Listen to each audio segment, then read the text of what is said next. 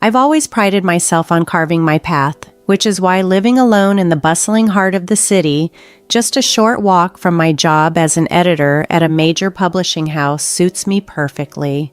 Although my parents are just a call away, life here demands self-reliance. Saturday, craving a break from the routine, I traded manuscripts for the outdoors and ventured to the local park, my favorite retreat for some solitude. Absorbed in my thoughts, perhaps more than advisable, I was oblivious to the bike lane ahead until a sudden shout of, "Watch out!" jolted me. I sidestepped just in time as a cyclist skidded to a halt right where I would have been moments later. "Jesus, lady, you trying to get yourself killed?" he exclaimed, catching his breath. He was visibly annoyed yet relieved to have avoided a collision. Embarrassed, I apologized, admitting my distraction. "Yeah, I'm fine, but you need to watch where you're going," he responded, his irritation softened by genuine concern. Grateful he stopped in time, I introduced myself. "All right, no harm done. Just stay clear of the bike path, okay?" he said. "Deal," I replied with a small smile. "I'm Sophia, by the way." "Frank," he returned, extending a hand. Our awkward encounter led to coffee at a nearby cafe. Frank, who worked in car sales, was straightforward and humorous, though admittedly not much of a reader. Our conversation flowed effortlessly, spanning from literature to automobiles, and before we knew it, hours had passed. Frank joked about the afternoon's near miss as we prepared to leave. "Didn't think I'd end up spending my day with the woman who nearly wrecked my bike," he said. "And I didn't think I'd be thanking the guy who called me a killer on our first encounter," I quipped, laughter between us easing the tension. From that serendipitous meeting, Frank and I found ourselves drawn together more frequently. What started as casual coffee dates and city walks evolved into deep conversations and dinners at places that quickly became our spots.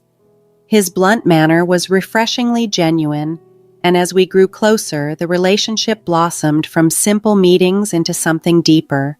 As our connection deepened, meeting Frank's family became inevitable. He had prepped me for his somewhat traditional mother, a stark contrast to our easygoing bond. But there was something about Frank, his unpolished charm perhaps, that was both familiar and thrilling, a combination that had effortlessly turned our chance meeting into a promising relationship. I wasn't quite ready for what awaited us when we arrived at Frank's house. It was evident from the outset that his parents had been eagerly anticipating our visit. His mother, a hearty woman with a warm smile, greeted us at the door. She gave Frank a massive hug and scrutinized me a little too intently. "Sophia, dear, it's so wonderful to finally meet you.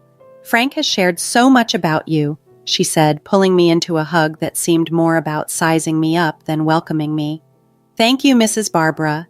It's lovely to meet you too," I responded, attempting to echo her warmth. Once settled in the living room, Mrs. Barbara dove straight into conversation. "So, Sophia, Frank tells us you work at a publishing house. That must be quite fascinating dealing with books all day." "It is, Mrs. Barbara. I thoroughly enjoy my job. It's rewarding to be part of the creative process," I replied, glancing at Frank, hoping he'd help guide the conversation. "That's nice, dear. But you know, once you two settle down, you'll have to prioritize what's truly important. Family should come first, and a woman's touch in the home is indispensable," she continued without hesitation. Frank's father, who had been quietly watching the exchange, nodded in agreement. "Absolutely, a stable home is the cornerstone of a good life, right, son?" Frank shifted uneasily but agreed. "Yeah, Mom, Sophia's good at managing her time, though. She's organized and astute." "Of course, but managing a home is a different kettle of fish. It's a full-time commitment," his mother insisted, fixing her eyes on me as if decoding a mystery. I cleared my throat, feeling the need to assert myself. "I believe it's entirely feasible to balance both, Mrs. Barbara. Modern families often have two working parents. It's all about teamwork, isn't it?" Mrs. Barbara smiled, but her eyes didn't quite mirror the sentiment. "Oh dear, that's a nice idea, but in reality, children need their mother, and a home needs a woman's touch, not just a quick tidy up." The conversation shifted, but her words lingered. Dinner felt more like navigating a minefield. Every compliment about the food seemed like a subtle hint for me to take notes. "Sophia, do you cook often?" Mrs. Barbara inquired as she served a perfectly roasted chicken. "Occasionally when time allows. Work keeps me quite busy," I replied, keeping the tone light. "Ah, you'll find there's great satisfaction in keeping your family well-fed and your home in order," she remarked, passing the mashed potatoes as if imparting wisdom. Frank nudged me under the table, a silent plea to stay calm. I just smiled, sipping my wine a tad more than usual, contemplating how the evening felt more like an interview than a meal. Despite the initial reservations from that first meeting, Frank and I got engaged after a year of dating. Driven by love and optimism, we planned a modest wedding, just close family and friends, nothing elaborate, exactly as we wanted. The wedding day was a whirlwind of smiles, flowers, and a small congregation of well-wishers at a quaintly decorated local community hall. The wedding day was filled with a mixture of excitement and nerves. The ceremony itself was brief but heartfelt. We exchanged vows, rings, and a kiss that marked a new beginning. Applause broke out from the small gathering, and in that moment, everything felt just perfect. At the reception, amidst casual conversations and light snacks, Frank brought up future plans. "So, I was thinking about our next steps, about moving to a bigger place," he said as I nibbled on a celery stick. "Sure, we've talked about needing more space. What did you find?" I replied, curious. "There's this great apartment, bigger and nice. It's actually near where I grew up," he added, observing my reaction carefully. "Near your parents?" I asked, trying to keep my tone neutral. "Yeah, it's convenient, and Mom and Dad would be thrilled to have us close by. Plus, Dad mentioned he could help us out with the rent for a bit," he explained. I paused, contemplating the frequent visits from his mom that would likely follow. "That's generous, but Frank, you know how I value our independence. I don't want to feel like we're not on our own," I expressed my concerns. Frank squeezed my hand reassuringly. "I get it, Sophia, but think about it. It's a good financial move, and it'll be nice to have family nearby, for when we start our own." I wasn't entirely convinced, but agreed to consider it. "Okay, we can try it, but if it feels too crowded, we need to reconsider," I said. "Deal," Frank replied with a smile, and we returned to our guests. Moving in turned out to be quite the endeavor. The apartment was indeed spacious and boasted a beautiful view of a nearby park, but it also added 30 minutes to my daily commute to work. Frank's parents were frequent visitors. His mom often came by with housewarming gifts that seemed more about imposing her taste than anything else.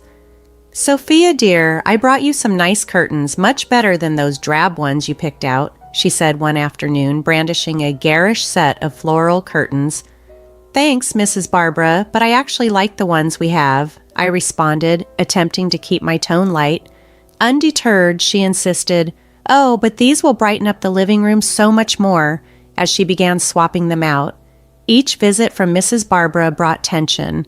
I felt like I was tiptoeing through my own home. Frank tried to mediate, but our ideas of being close to family differed. Over time, discussions about our lifestyle choices became more frequent. Frank began advocating for traditional family roles. "Sophia, think about it. You managing the home, me bringing in the cash. It just makes sense," he'd argue firmly. I'd counter by pulling up our budget on my laptop, showing him the practicality of two incomes, especially given current economic uncertainties like pandemics and recessions. "We're more secure this way," I'd argue.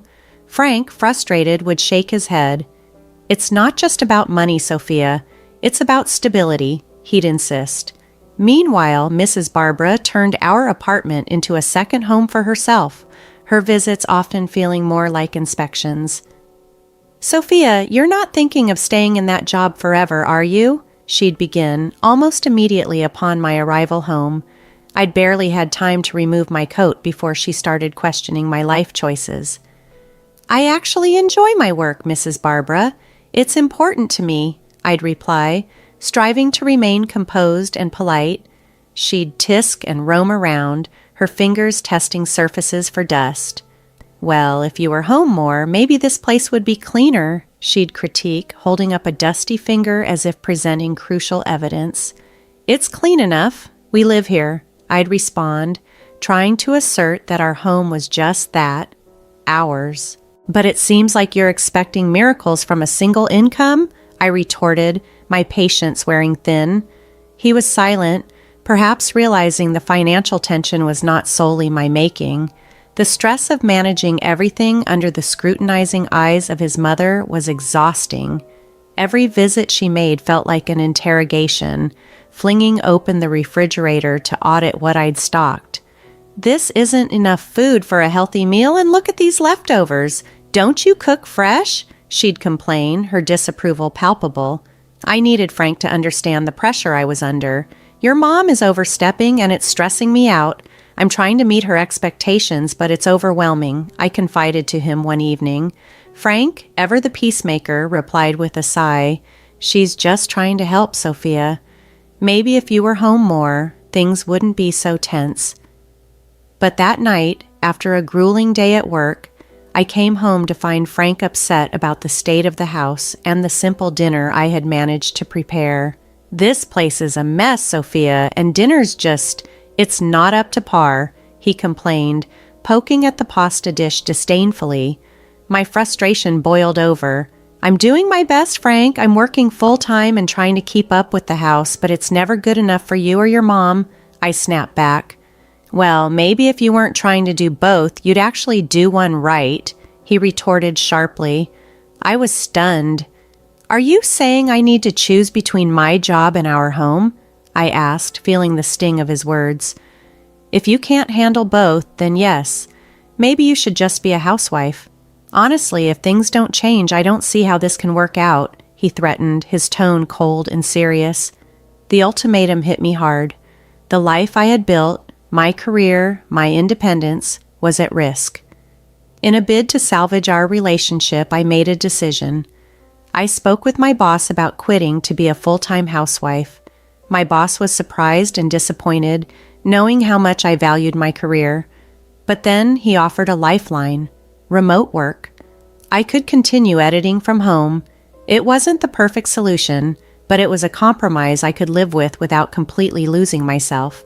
I didn't reveal the remote work arrangement to Frank. Instead, I told him I had quit my job to focus on our home. His reaction was a mix of relief and joy.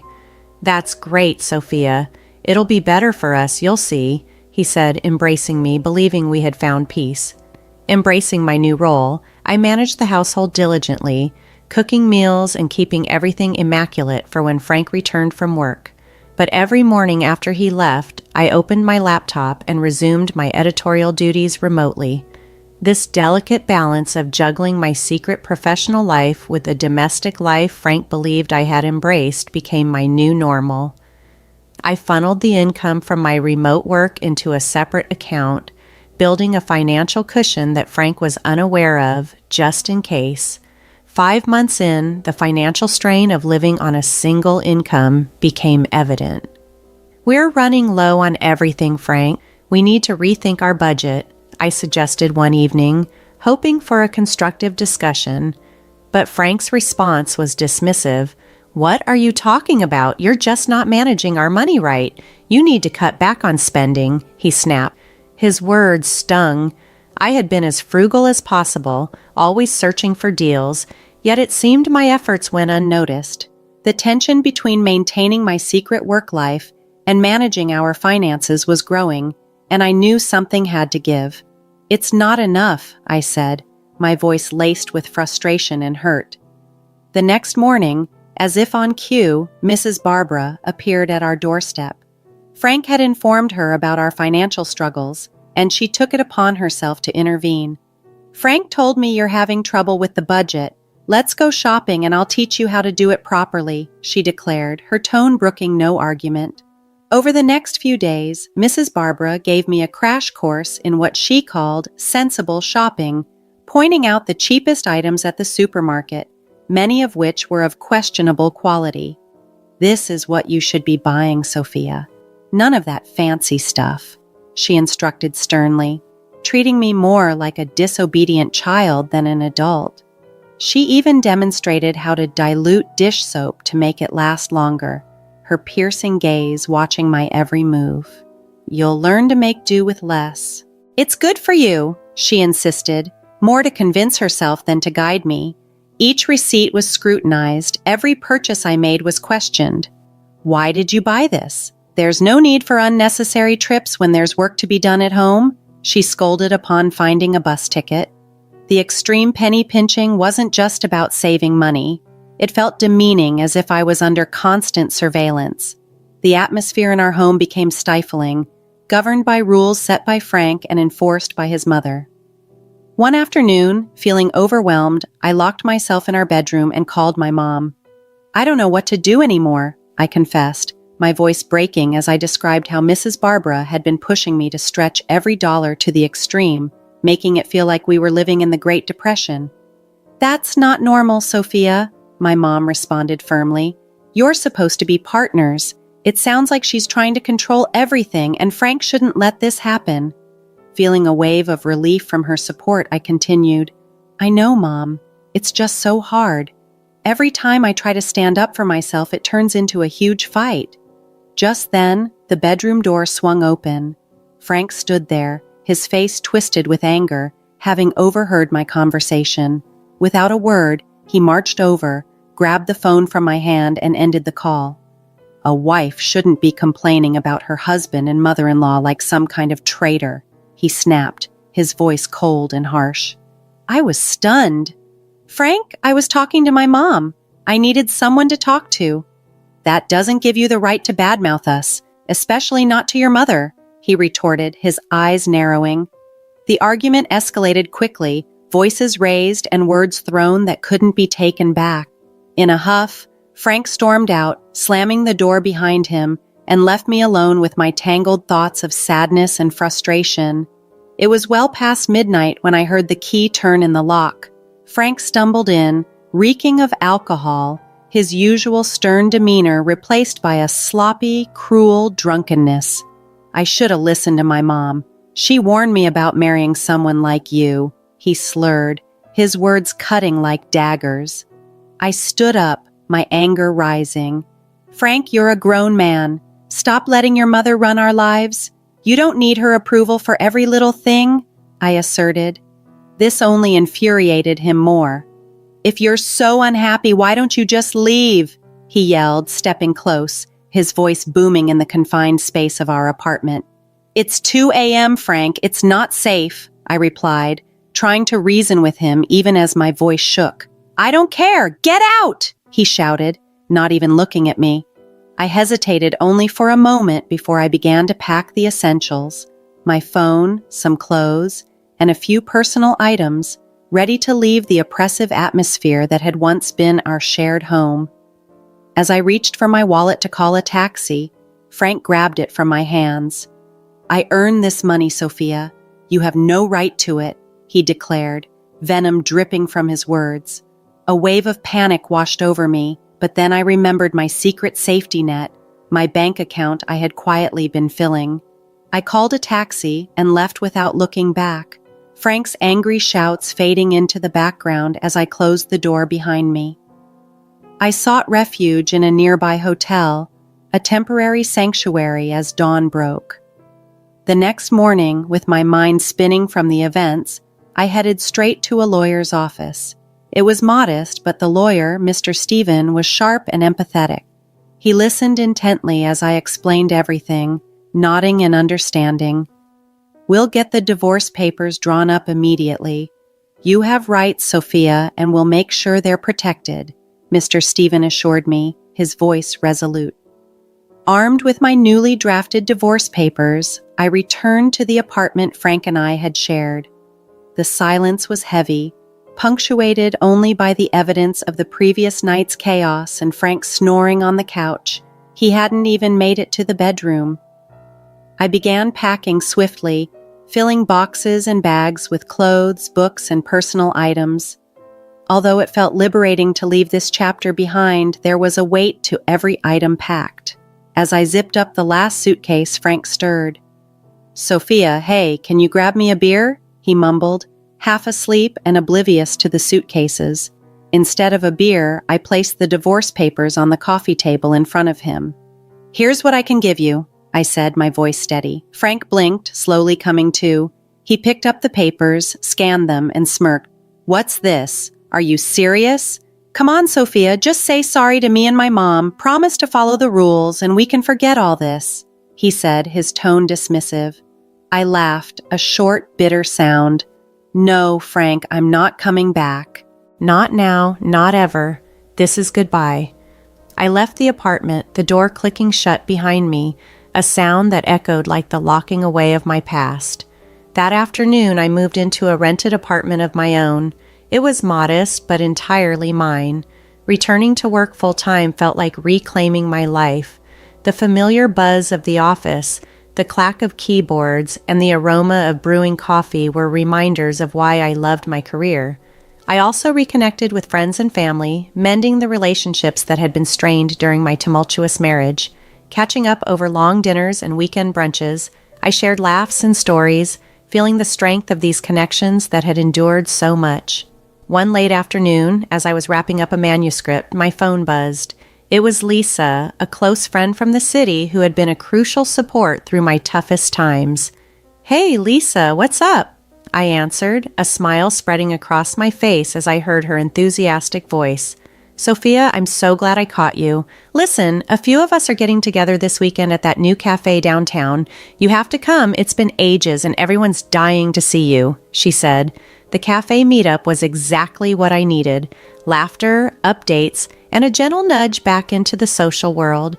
It felt good to be among friends again, sharing stories and listening to theirs, feeling the camaraderie I'd missed.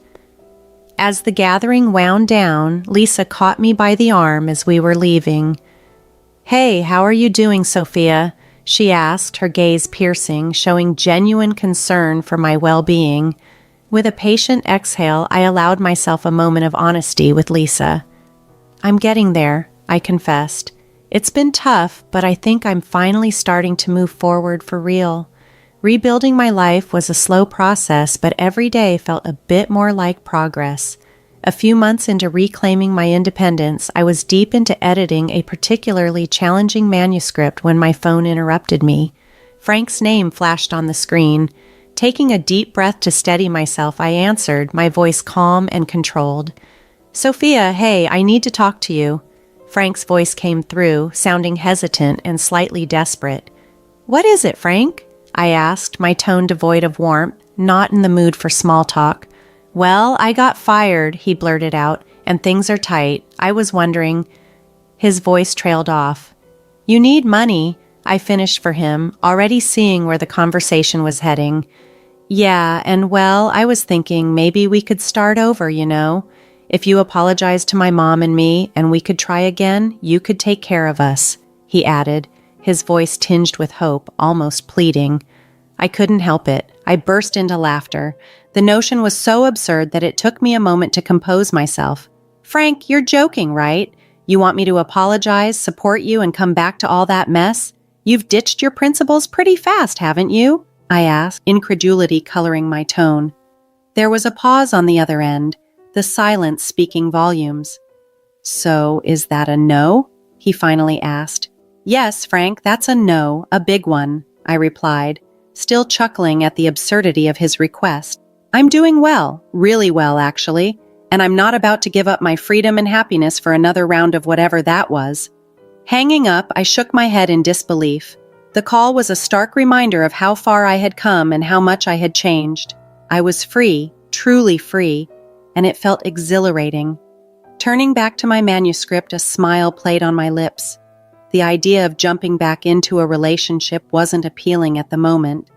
I was enjoying my independence too much, savoring the peace that came with it.